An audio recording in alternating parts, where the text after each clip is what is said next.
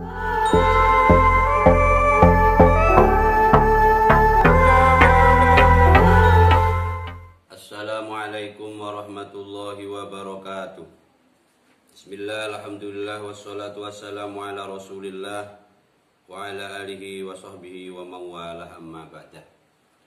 Ila hadratin Nabil Mustafa Muhammadin sallallahu alaihi wasallam wa ila jami' abaina wa ummahatina wa jaddatina wa jaddatina minal muslimina wal muslimat al-ahya'i minhum wal amwat. Nakhusu khusun ila jami'i masyaikhina wa limasyaikhi masyaikhina wal musannifi hadzal kitab syai'ulillahi lahumul fatihah.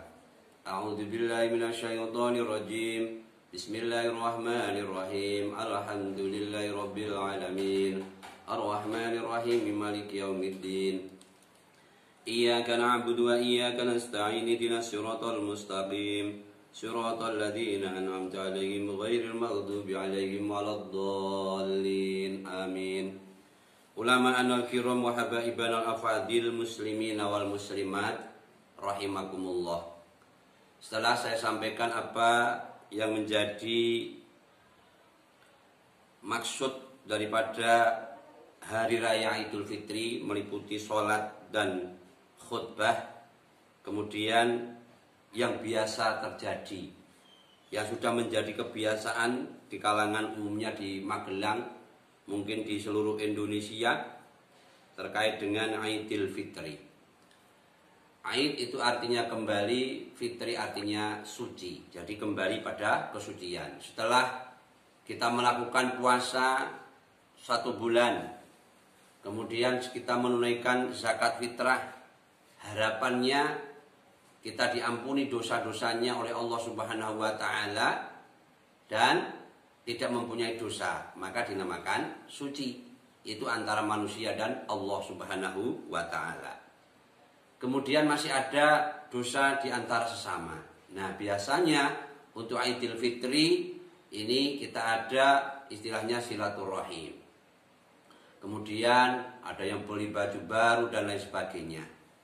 Di sini diterangkan bahwa wal aidu ma'hudun minal aud litaqarrurihi kulla amin. Bahwa id ini diambil dari kata-kata aud yang artinya kembali. Kenapa kembali? Karena terulangnya setiap tahun, baik Idul Fitri maupun Idul Adha, itu setiap tahun terulang terus, maka dinamakan Aid atau kembali. Nah, kemudian fitrah itu sendiri atau Idul Fitri itu artinya suci, kembali kepada kesucian, seperti hanya bayi yang baru dilahirkan. Nah, kalau Idul Adha itu adalah terkait dengan penyembelihan hewan kurban. Penyembelihan hewan kurban, di mana batas waktu untuk menyembelih kurban itu dari apa? Dari sholatul Id tadi dijalankan, kemudian sampai akhir daripada hari tasrek atau ayyamut tasrek. Kemudian yang selanjutnya di sini ada juga walidzalika qila laisa limal labisal jadid. Qila dan ngendikaake apa laisa ora ono apa al-aidu aran aid. Liman kedue wong labisa kang nganggo sapa man al-jadida ing pakaian kang anyar atau perkara kang anyar. Jadi yang dinamakan id itu bukan berarti orang yang bisa membeli pakaian baru atau membelikan anaknya pakaian yang baru, kendaraan yang baru, tidak. Tidak semacam itu. Tetapi bagaimana id itu sendiri? Innamal aidu liman ta'atuhu tazid, bahwa id ini adalah bagi orang yang taatnya pada Allah semakin tambah dan semakin tambah. Itu namanya aid, bukannya lantasan apa-apa baru dan sebagainya. Apalagi di saat sekarang ini adanya virus ataupun wabah COVID ini ya, COVID-19 ini. Untuk kita mensyukuri kita sudah diselamatkan dari wabah ini, dan semoga kita tetap menjadi orang yang kembali kepada kesucian tadi, yaitu fitrah.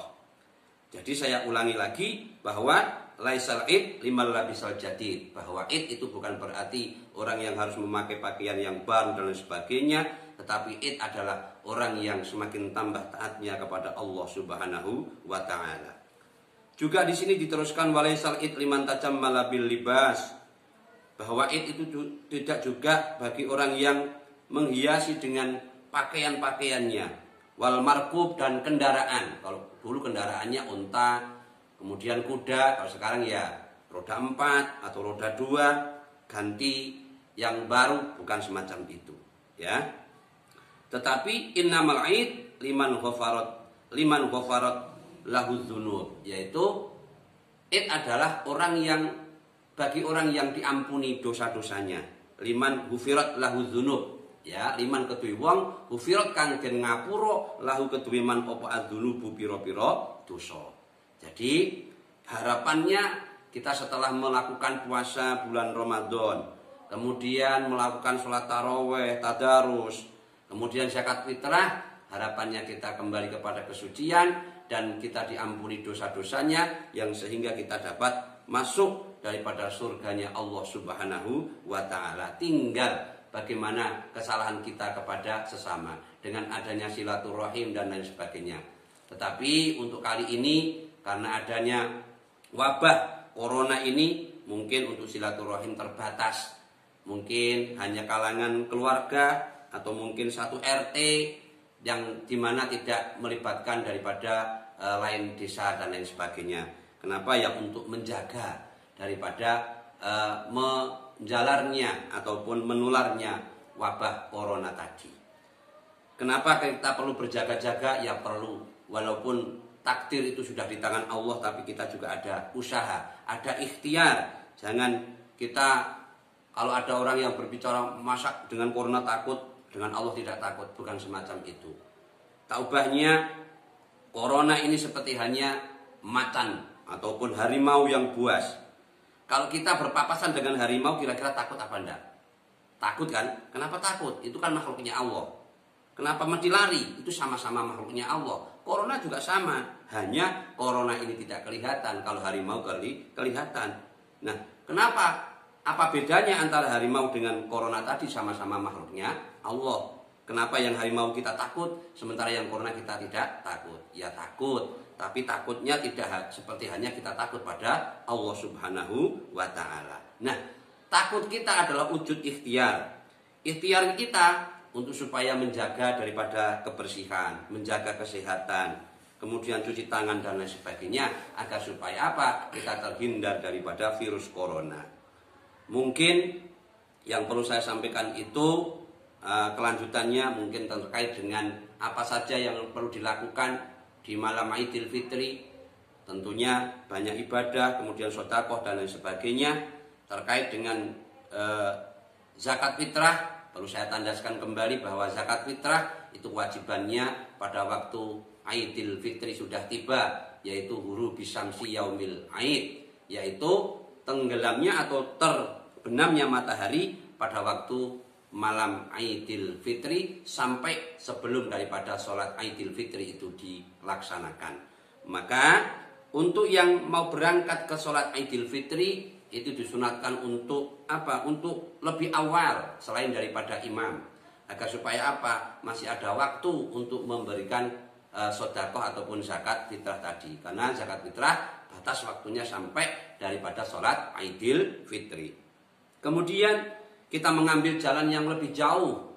Kalau seumpama kita mau mendatangi ke masjid, ya ambil jalan yang lebih jauh daripada pulangnya. Kalau pulangnya kita ambil jalan yang lebih dekat, seperti hanya pada waktu kita berangkat Jumatan, itu kita mengambil jalan yang lebih jauh, kemudian pulangnya mengambil jalan yang lebih dekat, agar supaya apa? Perjalanan kita menuju masjid tambah pahalanya. Setiap langkah kita menuju ke masjid akan ditambah pahalanya oleh Allah Subhanahu wa ta'ala. Jadi untuk sholat Idul Fitri itu memang beda dengan sholat Idul Adha. Kalau sholat Idul Adha itu ya kita disunatkan untuk berangkat lebih awal juga sama. Tetapi kalau Idul Adha kan lebih daripada sebelumnya tidak ada puasa seperti hanya Idul Fitri. Walaupun keutamaannya dibanding dengan Idul Fitri dengan Idul Adha itu lebih utama Idul Adha. Kenapa? Karena ada landasan daripada firman Allah, fasholli lirabbika wanhar. Nah itu isi daripada ayat tersebut menganjurkan untuk sholat Idul Adha dan menyembelih hewan kurban. Jadi utamanya lebih utama Idul Adha daripada Idul Fitri.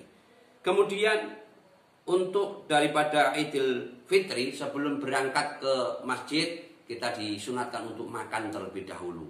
Kenapa? Untuk membedakan bahwa hari kemarin masih puasa di bulan Ramadan, karena di Idul Fitri itu sudah diharamkan untuk berpuasa, maka sebelum berangkat daripada menuju sholat Idul Fitri itu disunatkan makan terlebih dahulu.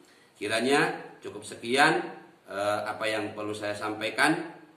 Kurang lebihnya mohon maaf. Akhiran hadanallah wa iyyakum ajma'in. Ihdinas siratal mustaqim. Taqabbalallahu minna wa minkum. Wassalamualaikum warahmatullahi wabarakatuh.